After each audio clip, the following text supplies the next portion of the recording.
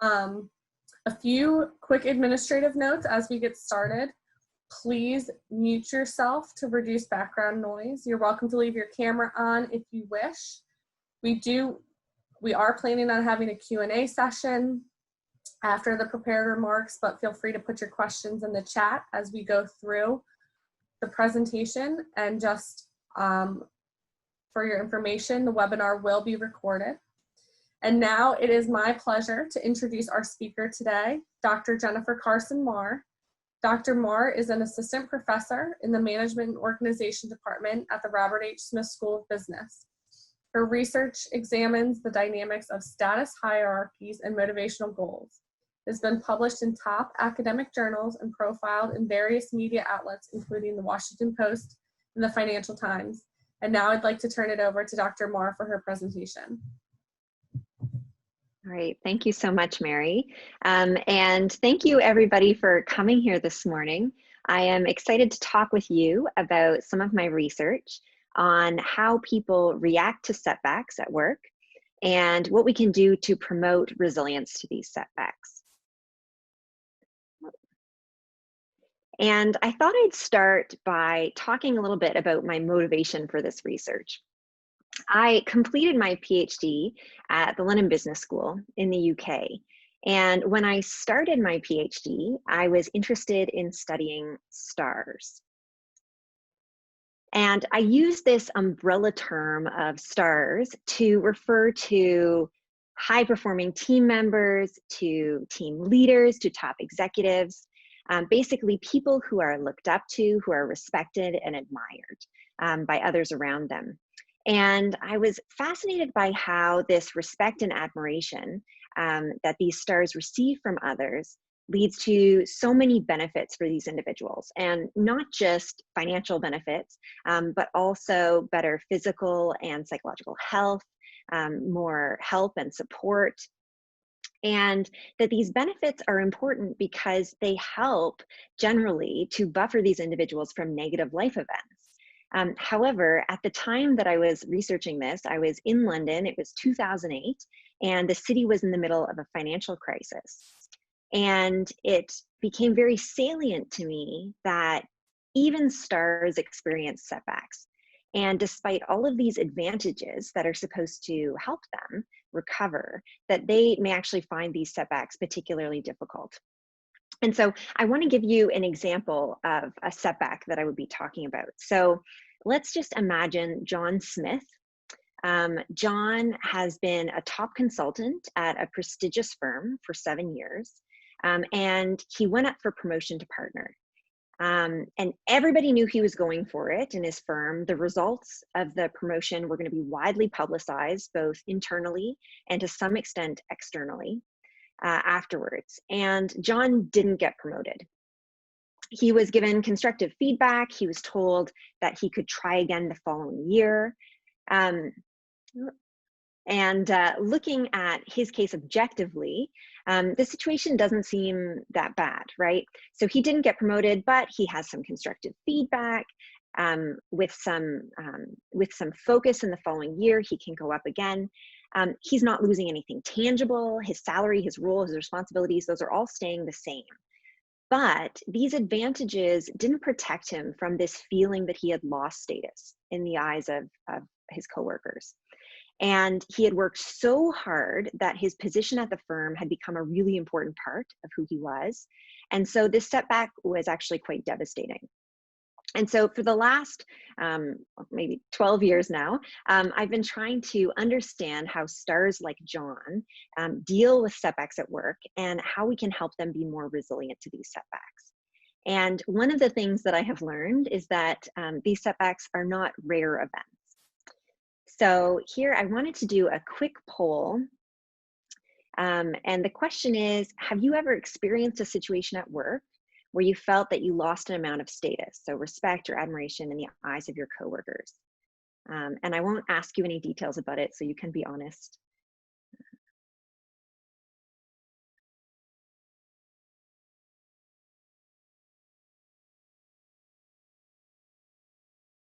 All right. All right, good. Okay, so just over half say yes, the rest say no. All right, so I'm going to tuck this in now. All right. So that's pretty consistent with what I've found in my own research. So let me just put this, move this away. So in my own studies, I found that about 72% of people have experienced a setback at work. And in fact, when asked about it in our surveys, they can usually recall it, describe it in great detail. And about 67% have observed a manager's setback at work. And there are sort of more extreme examples of setbacks that people experience. So you can think of demotions, you can think of not getting a promotion, like an example of John. But there are also more subtle examples that people experience probably more frequently. Things like being disrespected by colleagues, having your responsibilities reduced. And what I found is that across a variety of occupations and industries, so I have looked at this in real estate agents, Major League Baseball players, college students, office workers, blue collar workers, as well as in different cultural contexts. So we've conducted studies in the US, in the UK, in Singapore, and South Korea. And across all of these different contexts, the types of setbacks that people experience are different, but they tend to have a similar effect on STAR employees. And that is that when stars feel like they have dropped in the estimation of others, even when they say, I'm fine, we find that they're actually generally feeling threatened, anxious, stressed. And when people feel threatened, they try to protect themselves, right? So they try and find ways to reestablish their feelings of value and worth. They try to restore their positive view of themselves. And this is a very adaptive response that we as individuals have, but it can be problematic for organizations because it is distracting. So what we have found is that when stars experience these setbacks, they tend to also then experience declines in their performance, in their health, in their generosity because of these feelings of threat. So in a series of studies, we found that when people experienced a status loss in their group, so when kind of the high performing member of the group found that they lost respect and admiration in the eyes of their group members, they were more likely to make mistakes or produce lower quality work afterwards. We found that after losing a major salary arbitration, professional athletes were more likely to gain weight in the following season. And we found that real estate agents who experienced a setback as part of sort of an organizational change, that the top real estate agents became less generous afterwards. They were less willing to listen and to offer advice to their colleagues. And these outcomes are not particularly good for the individual, right? It's not good if our performance declines. It's not good if our health suffers. But it's also problematic for the group because these star individuals matter a whole lot to groups.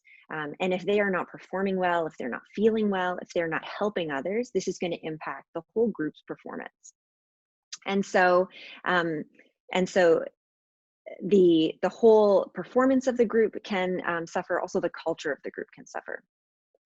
And then there's also a special problem for leaders, which is that when a leader is experiencing declines in their performance or in their generosity, this is not good for their own performance, but also others can then stop listening to them, right? Stop taking their advice, so they can lose some influence.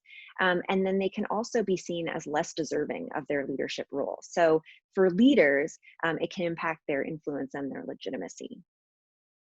And so what we've been trying to answer is, what can employees and managers do then to promote greater resilience to these setbacks? So if we know that these negative outcomes can happen, what can we do to potentially prevent them?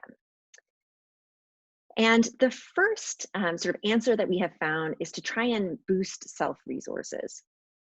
And so I have a second poll for you here, Mary, if you can launch this. And the question is, what do you think would help you be most resilient to setbacks at work? Having supportive work colleagues or close personal relationships? So which do you think might be most helpful to you to be resilient to setbacks? Yeah, yeah, okay, so I'm not sure if you can see it yet. Mary, can they see it? Oh, there we go. Oh, so most of you would say supportive work colleagues, that having supportive work colleagues should make you most resilient to these setbacks you experience at work. Um, but actually, what we found is that it may actually be close personal relationships. So in a series of studies that we're working on right now, we have found that despite the kind of intuition that having really supportive work colleagues will help you when you're experiencing a sort of a drop in respect and admiration at work, that actually this can create a lot of ambivalence, and that in itself can produce some anxiety.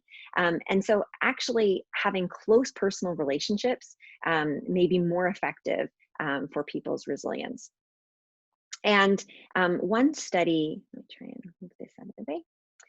One study to kind of illustrate this is that we had in a lab study, so we had participants come into the lab, and we had them go through a series of group exercises where they were led to believe they were kind of the star member of the group, and then they experienced a setback in the group. So they lost an amount of respect and admiration in the eyes of their group members. And what we found, not surprisingly, is that after this setback, they were more likely to make mistakes when they were working on tasks afterwards. But for those participants who had the opportunity to think about a close relationship, so somebody they had in their life, a significant person in their life who made them feel valued and worthy, we found that they made significantly less mistakes afterwards when they were working on a task. And so this suggests that one of the ways that we can help make ourselves more resilient to these setbacks is to sort of affirm ourselves by thinking about relationships that we have in our life that make us feel kind of respected and worthy. So why is this helpful? Because relationships that make us feel worthy build our self-resources, and these self-resources help us cope with threats. Another way that we can think about building our self-resources is psychological capital. So in a current study that I have with a professor in the psychology department at Maryland, and also a PhD student, Hyun-Sun Park, here at the Smith School, is that we found that people who have higher psychological capital, so more confidence, who are more optimistic, who are more hopeful, and who have higher trait resilience, tend to be less threatened by setbacks. And the good news is that psychological capital is something that you can build. So it is not something that is set in stone, but it's something that we can all build our resource of. And Fred Luthans and his colleagues have talked about ways to build your psychological capital. They have various interventions, things like identifying your goals and pathways to achieve them, trying to anticipate obstacles that you might encounter, and thinking through in advance how you would overcome them. And then also visualizing accomplishing your goals and trying to kind of celebrate your mini successes. So the successes that you have along the way, but all of those things can build your psychological capital. And then the next thing that we can do is we can broaden our perspective. And so here I'll ask another question, which is, do you have a hobby or activity outside of work that you view as an important part of who you are? So this could be marathon running, volunteering, woodworking, something like this.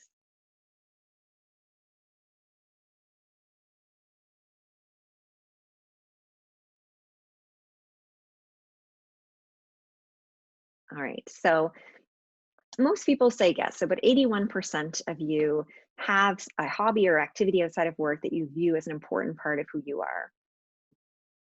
And I think what this illustrates is that um, people are multifaceted. So generally, there isn't just sort of one thing about us, but there are many things that we do that are an important part of who we are, that are of our identity.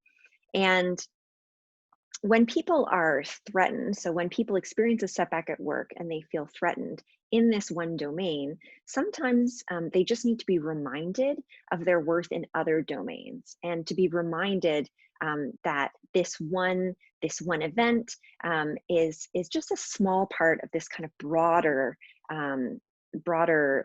picture of who they are. And this can be done through, sort of reflections, by thinking about important values that you have, by experiences. So, playing a sport in which you excel, spending quality time with your close family and friends, engaging in charity work if that's an important part of who you are. But just reminding yourself that you are not only about this one domain where you've experienced the setback. And then one of the other things that I had mentioned earlier is that we found that the experience of setbacks can negatively impact the perception that others might have of leaders, and can influence their influence, can reduce their influence, can undermine their legitimacy. And so what can leaders do after a setback to try and mitigate this? And what we find is that displaying high self-control can be very effective. So what is displaying high self-control?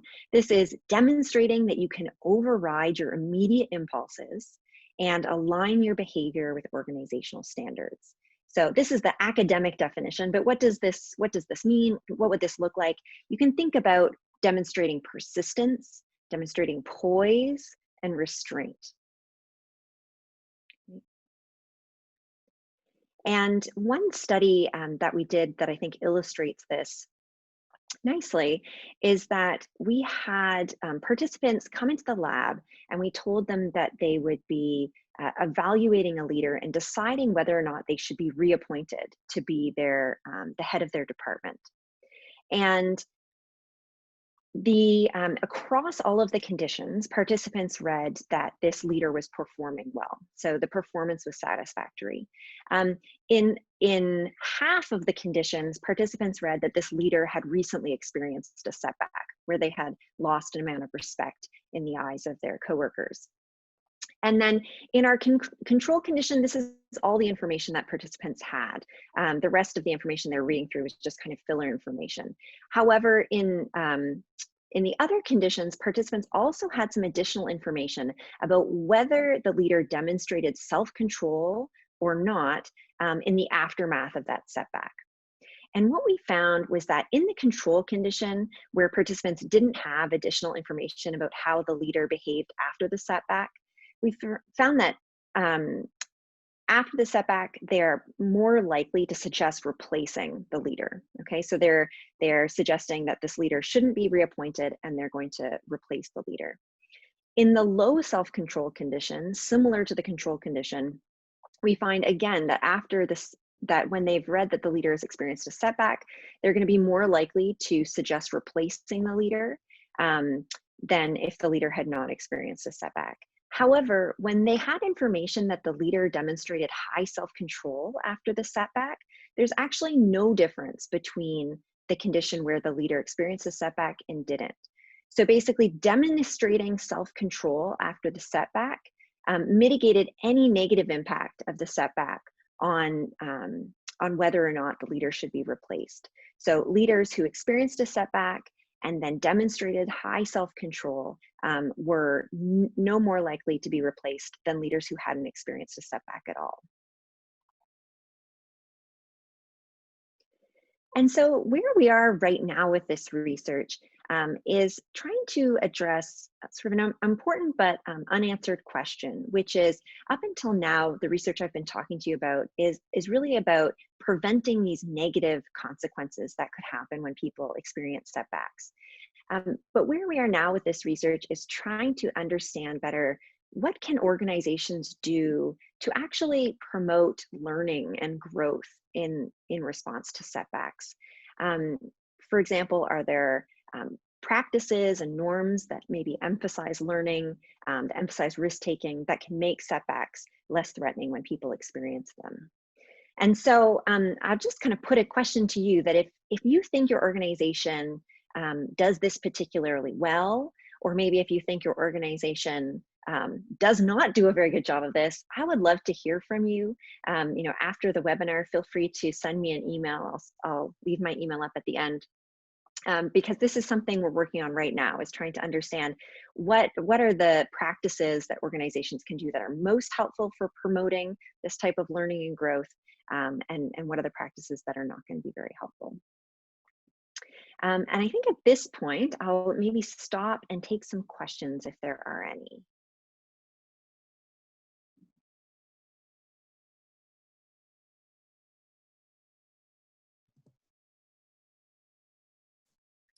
You can enter your questions in the group chat, and I will read them out to Dr. Moore. In the meantime, I had one question. Going back to the second poll, can you explain the difference between the close personal work relationships and then I guess outside work? How between those and just in a little bit more detail? Yeah, great question. So I would say that this is something that I am still interested in. I think there's still some unanswered questions here. So I think it is a good question to ask. What we know for sure is that personal relationships that people have outside of work, relationships that make you feel valued and make you feel worthy, that those are particularly helpful for reducing threat after we experience a work-related setback. And there are sort of two things that are happening there. One thing is that it is giving you that kind of boost of these affirmative kind of resources. So you feel that sense of self-worth that was maybe sort of challenged from this work setback. The second thing is it's also thinking about these personal relationships outside of work. It's focusing you on a domain that is not this work domain where you've just encountered this setback. And research suggests that affirmations, these kind of self-boosting experiences are most helpful when they're outside of the domain that has been threatened. And so that's part of the reason that close relationships, that thinking about reflecting on close relationships is very helpful. With supportive work colleagues, here, the research that we've done on this is really looking more at less sort of at like an individual relationship you might have with a coworker, but more on, to what extent do you generally rely on and get support from your work colleagues. And so there, what we're finding is that although under normal circumstances, it's very helpful to have this sort of a culture of supportive work colleagues, so people who are helping each other, who are offering task support, who are offering emotional support. But in the case of these setbacks where you have lost an amount of respect in the eyes of your colleagues, the difficulty there, the reason that it isn't as and as helpful to have these relationships is that it almost sort of doubles the threat you're experiencing. So not only are you kind of experiencing this threat from the setback you've encountered, sort of this incident that has caused you to lose some respect in their eyes, but then, if you then have to kind of go to those same people for support, go to them to try and figure out what to do, it is forcing you to be kind of further threatened. It's forcing you again to think more in this particular domain versus, thinking about relationships that you might have outside of the work domain don't carry that same kind of threat. Is that helpful? Yes, thank you. Yeah, okay. I have an anonymous question. Sure. We recently had a STAR colleague pass away very unexpectedly. As a leader, how should you address a setback that impacts the entire team to guide the team towards recovery? Oh, that's a very good question. Yeah, so there are a few things that are happening there, right? So that's different from, a lot of the setbacks that I'm talking about are just kind of personal setbacks that someone is experiencing. But here, if you have a STAR colleague that, in this example, that passed away, or and other people may not have experienced that kind of extreme example, but maybe you have a STAR colleague who has experienced a really big setback in their personal or professional life, or maybe has left the group or the organization. So others may have experienced things similar to that. I think as a leader, it's important to, well, first of all, address the issue with the group. So find a way, and in this virtual environment, that's maybe has some added challenges, but find a way to address the issue with the group, and to offer the support, be flexible about the type of support that might be needed. So people would potentially respond in very different ways to an experience like this. And so I think as a leader, you have to be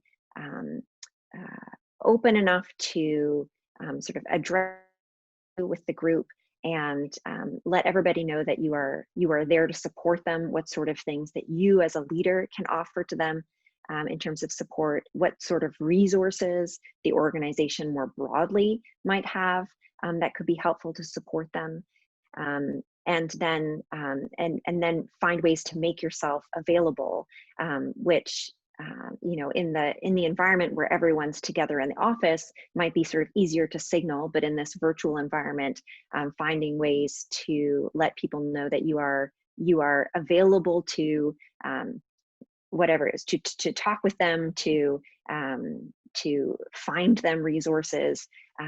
So finding ways to communicate that kind of availability, but also being flexible, and understanding about the fact that people will probably respond in different ways, and not everybody maybe wants as much hands-on support as others.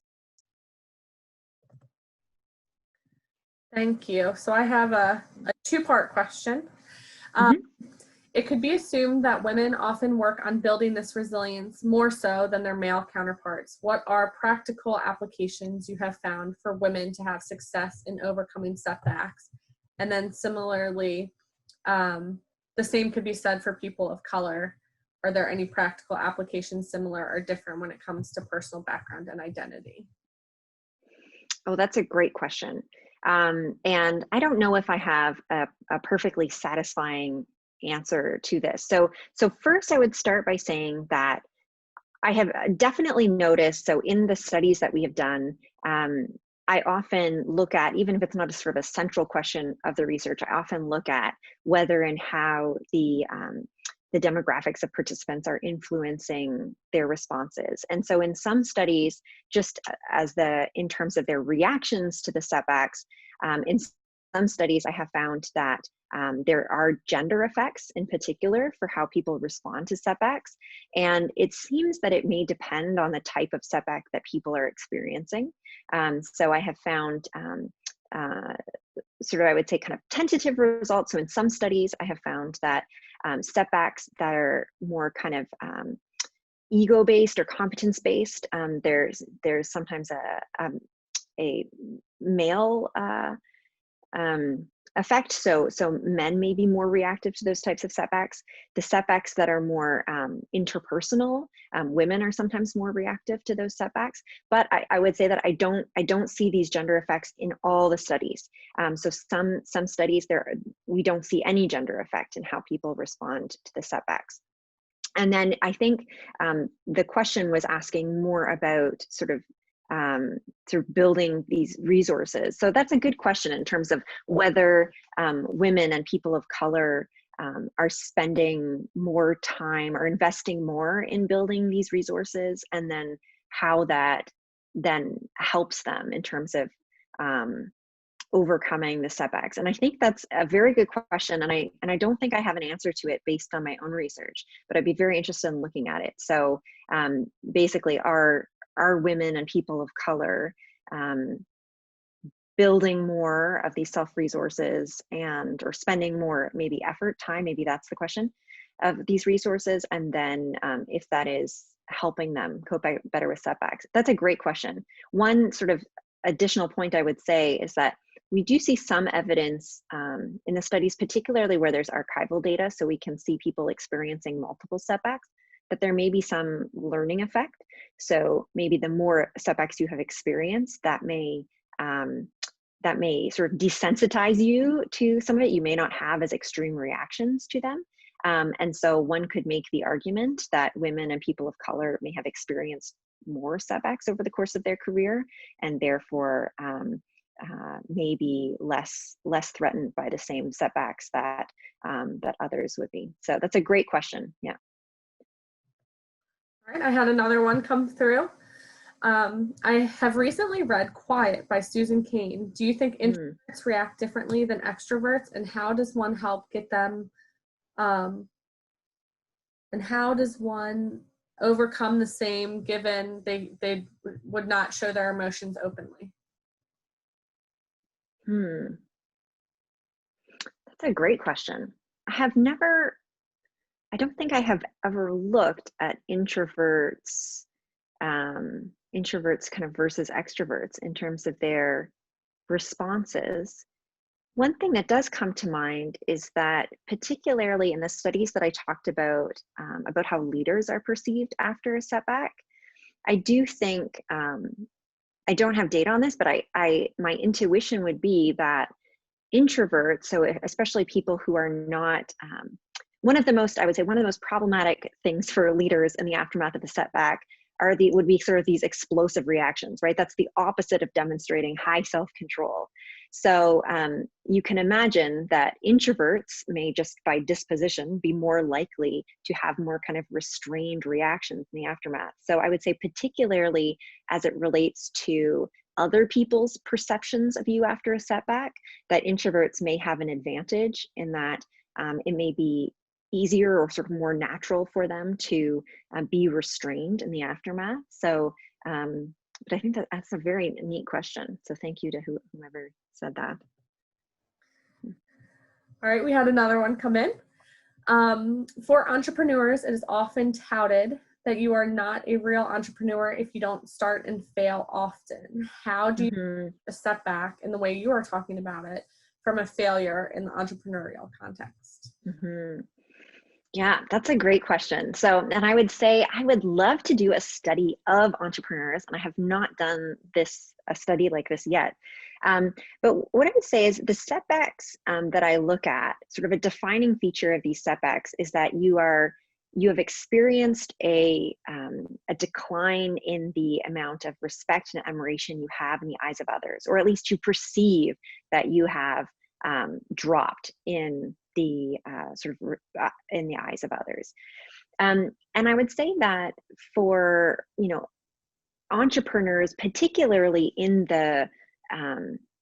this realm of entrepreneurship, that my sense is that it is fairly accepted that not every venture is going to be successful, and that part of being an entrepreneur is experiencing these failures.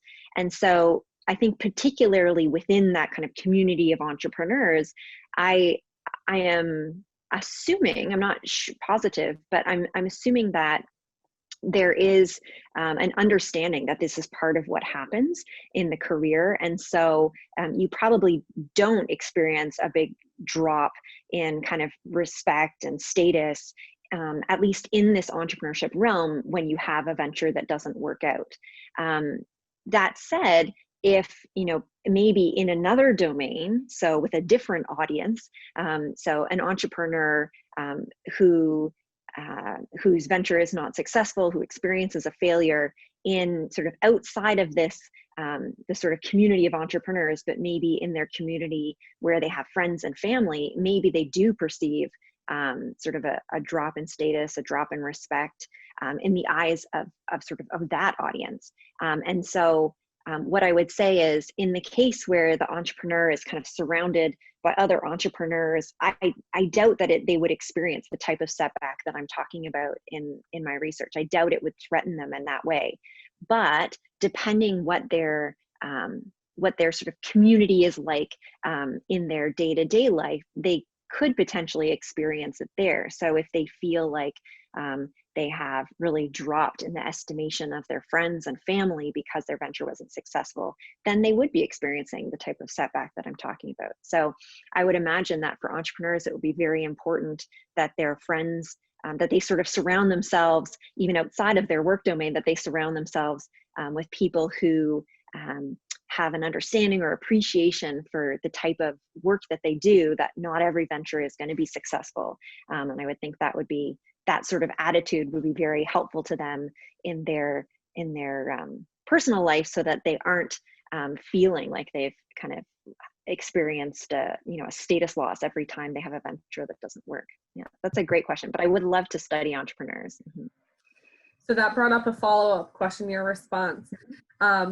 So in our COVID world, would layoffs be considered kind of less personal and associated with less of a loss of stature and respect? Mm-hmm. Yeah, this is a great question. I think, and I've thought a lot about this especially as I am collecting data in this COVID world, that some of the things that would have been a really big status loss before, prior to an event like COVID, would be much less so. And I think layoffs would be a great example, or, salary cuts, demotions that are kind of mandated by the type of organization or industry that you're in. But I would say that, I started studying this question during the what was called the credit crunch when I was in the UK, and I think here was like the Great Recession. And I think even though many people were experiencing the setbacks at that time, it did seem still to impact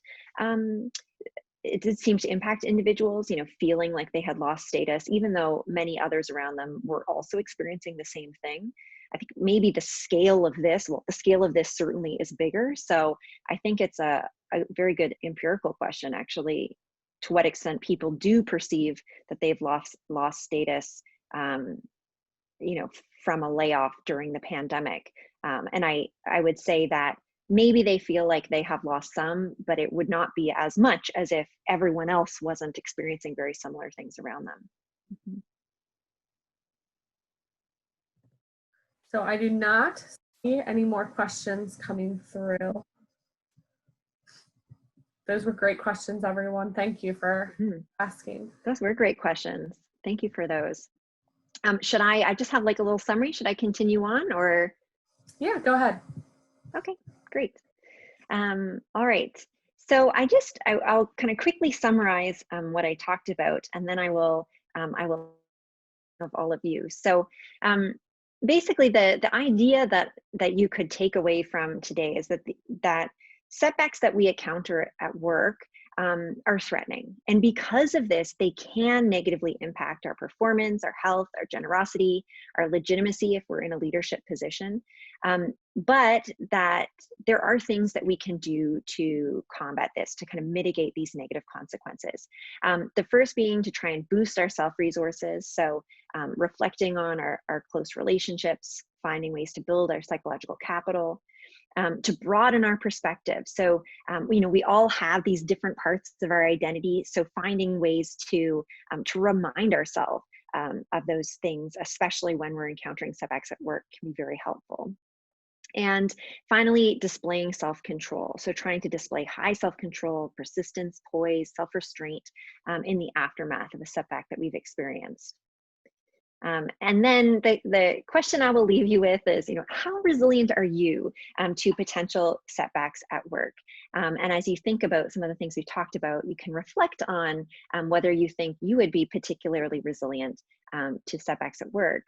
And what I would also ask is that I have a survey that I'm going to send to you, and I think Mary can put the link maybe in the chat, and I'll also send you an email after the webinar. with it. But I would greatly appreciate if you would take about 10 minutes to tell me about how you might react to a setback at work.